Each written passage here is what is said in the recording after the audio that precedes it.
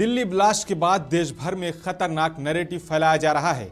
Social media पर लगातार मुसलमानों को आतंकवाद से जोड़ने की कोशिश की जा रही है। जिन डॉक्टरों को गिरफ्तार किया गया है उनकी जांच अभी जारी है। अदालत ने अभी तक किसी को दोषी नहीं ठहराया, फिर भी सोशल मीडिया पर कुछ लोग पूरे मुस्लिम समुदाय को निशाना बना रहे हैं। दिल्ली ब्लास्ट में जो लोग मारे गए वो सिर्फ किसी एक धर्म के नहीं थे, हिंदू भी थे, मुसलमान भी थे। वो इंसान थे हमारे जैसे, आपकी तरह। दर्द का कोई धर्म नहीं होता। देश की पुलिस और सुरक्षा एजेंसियां लगातार चेकिंग कर रही हैं, ये उनकी जिम्मेदारी भी है। लेकिन सवाल यह है कि जब वही जांच सिर्फ दाढ़ी और टोपी देखकर सोशल मीडिया पर दिखाई जाए तो शक पैदा होता है। ऐसा माहौल क्यों बनाया जा रहा है कि मानो शक सिर्फ और सिर्फ मुसलमानों पर ही है। आतंकवाद का तो कोई धर्म नहीं होता।